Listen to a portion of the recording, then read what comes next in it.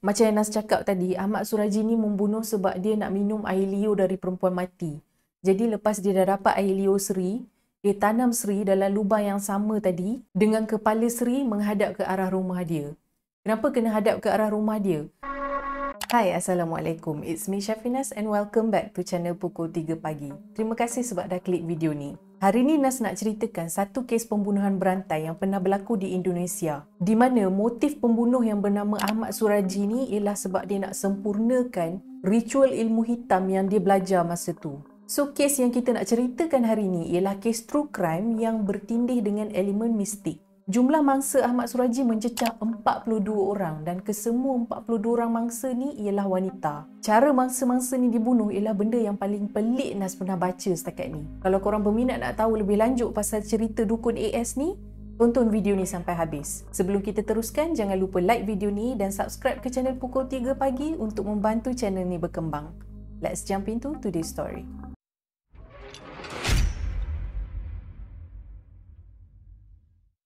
Sebelum tu Nas ceritakan sikit lah latar belakang Ahmad Suraji ni dan macam mana dia boleh dapat nama Dukun AS. Ahmad Suraji berasal dari Medan dan dia menetap di sebuah kampung yang bernama Sey Semayang. Ahmad Suraji ni ialah seorang penternak lembu tapi dia juga terkenal di daerah dia sebagai seorang dukun. Dan dari situlah Ahmad Suraji mendapat gelaran Dukun AS. Customer bisnes dukun dia ni termasuklah orang-orang politik dan ahli perniagaan yang besar-besar. Tapi yang paling kerap datang berjumpa dengan Dukun AS ni selalunya ialah wanita-wanita yang nak dapatkan perkhidmatan macam nak tilik nasib, nak naikkan seri wajah, nak pakai susuk dan nak tambah pasangan dengan bantuan ilmu hitam. Ayah kepada Suraji meninggal masa dia masih lagi bayi dan Suraji ni membesar di bawah jagaan ibu dia. Tapi Nas ada juga baca yang mak dia ni pun macam hands off sikit tau. Dia tak berapa jaga sangat Suraji ni masa dia kecil. Ayah kepada Ahmad Suraji ni masa dia hidup dulu dia pun seorang dukun. Jadi bila dia dah meninggal sebab Suraji ni nak rasa dekat dengan ayah dia selalu membaca buku-buku peninggalan ayah dia. Dan buku-buku ni adalah buku yang mengandungi jampi serapah dan ritual mistik yang menjadi amalan ayah dia. Dari buku-buku ni lah Ahmad Suraji belajar segala ritual dan macam mana nak jadi bomoh. Ahmad Suraji ada 3 orang isteri. Mula-mula Suraji bernikah dengan seorang wanita yang bernama Tumini. Hasil dari perkahwinan Suraji dan Tumini ni, mereka mempunyai 4 orang anak dan keempat-empat anak ni ialah anak lelaki. Masa ni, mak kepada Suraji pujuk dia untuk cari isteri lagi satu. Sebab katanya dia teringin sangat nak cucu perempuan. Suraji memang ikut cakap mak dia. Tapi yang jadi masalahnya, dia pergi kahwin dengan adik-adik pada Tumini, iaitu Ngatiah dan Tuminah. Maknanya setakat ni dia dah ada 3 isteri. Dan ketiga-tiga isteri dia ni adalah adik-beradik. Marahlah mak Suraji sebab benda tu salah kan. Mana boleh madukan 2 beradik dalam satu masa. Tapi Suraji tak peduli. Dia tak dengar tegahan mak dia. Jadi tinggallah Suraji dengan 3 orang isteri dia ni yang adik-beradik ni. Dengan ibu dia. Dan dari 4 orang anak, lama-lama Suraji ada 9 orang anak. Kesemua 14 orang ni tinggal dalam satu rumah. Okey, tu tadi sedikit sebanyak pasal latar belakang Dukun AS. Sekarang kita masuk ke cerita ritual perdukunan Dukun AS ni yang sampai menyebabkan korban jiwa.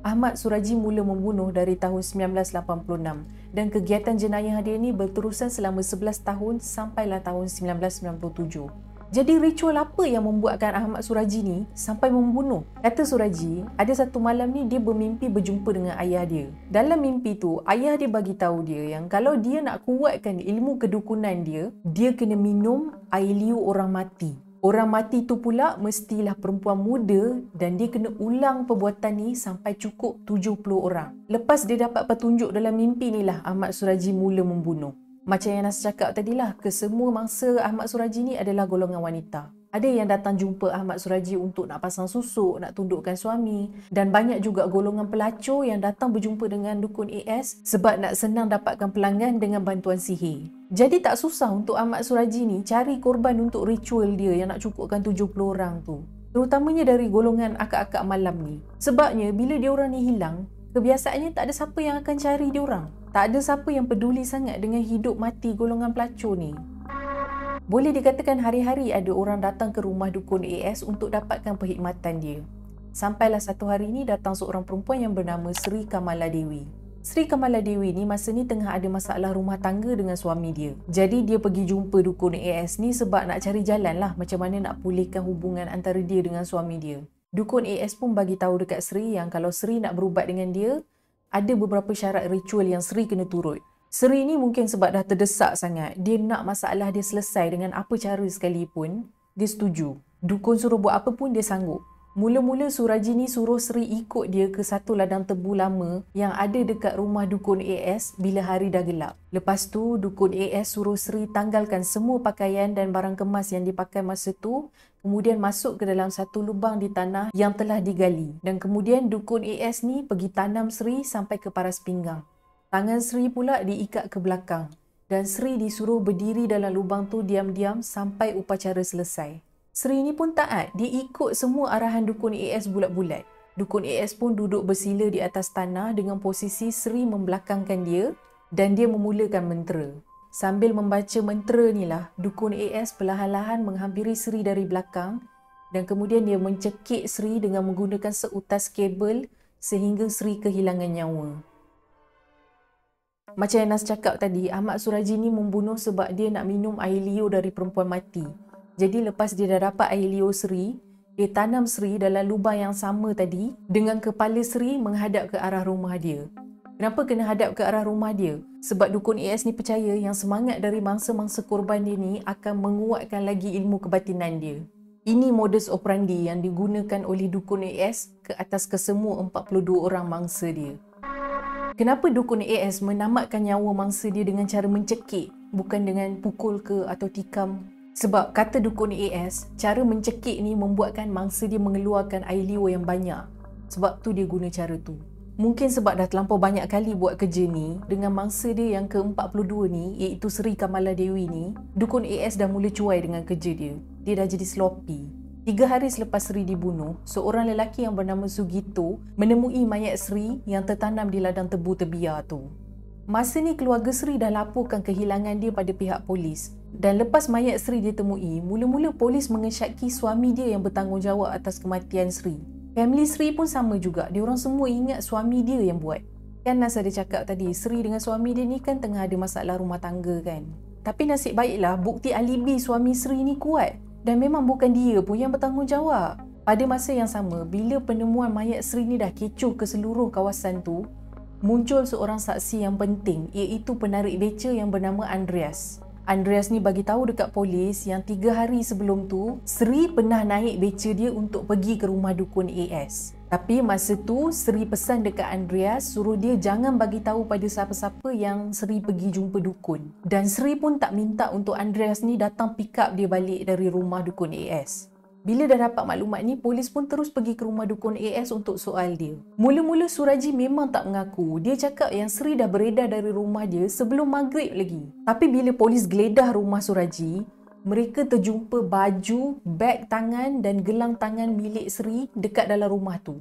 Suraji terus diberkas oleh polis pada 30 April 1997. Dan masa sesi soal siasat, akhirnya Suraji mengaku yang dia bukan saja dah bunuh Sri seorang, tapi dia juga dah bunuh dan tanam lebih dari 40 orang dekat ladang tebu tu. Lepas pengakuan Ahmad Suraji ni, polis pergi kat ladang tebu tu dan bila diorang mula korek tulang mangsa, diorang sampai tak larat nak korek secara manual dengan tangan, sampai diorang terpaksa gunakan jengkaut. Dari tulang-tulang ni, didapati yang mangsa Dukun AS yang paling muda ialah kanak-kanak berusia 11 tahun. 11 tahun korang. Bila disoal siasat pasal motif pembunuhan, Ahmad Suraji ni pun ceritalah pasal dia jumpa dengan ayah dia dalam mimpi, ayah dia pesan suruh minum air liur perempuan mati semua tu kan. Tapi korang tahu tak, Suraji sendiri mengaku yang kat dalam mimpi tu, ayah dia tak pernah suruh pun dia ni pergi bunuh orang. Ayah dia cuma cakap minum air liur perempuan mati. Tapi bukan dia yang kena bunuh orang tu. Maknanya dia kena tunggulah bila ada perempuan mati, dia kena cepat-cepat pergi ambil air liur perempuan tu. Asalkan cukup syarat, perempuan, muda, mati. Tapi Suraji cakap kalau dia tak ambil inisiatif untuk bunuh orang dan dia sekadar tunggu je bila ada orang mati baru dia boleh dapat air liur tu, lambat lagi lah dia nak achieve jumlah 70 orang tu. Bagi Suraji, lagi cepat dia sempurnakan ritual ilmu hitam tu, lagi cepat dia dapat kuasa, lagi cepat dia dapat tolong orang ramai. Sampai macam tu sekali dia nak justify perbuatan terkutuk dia tu kat dalam kepala dia. Pada 27 April 1998, mahkamah menjatuhkan hukuman mati ke atas Ahmad Suraji. Isteri pertama dia iaitu Tumini juga dijatuhkan hukuman penjara seumur hidup kerana dipercayai bersubahat.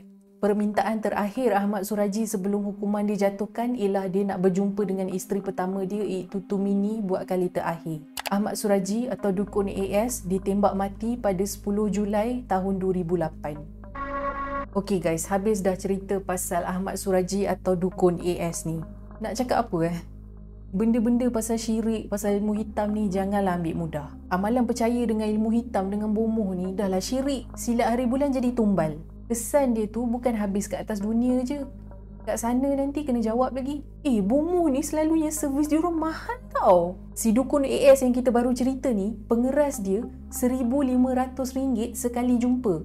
Itu tahun 80-an tau. Harga macam tu baik pergi beli gelang ke, shopping ke, pergi spa ke. Shopping tak syirik? Terima kasih sebab dah menonton video Nas sampai setakat ni. Kalau korang suka dengan video ni, jangan lupa klik like dan subscribe ke channel Pukul 3 Pagi. Turn on notification supaya korang tahu bila Nas upload video seterusnya.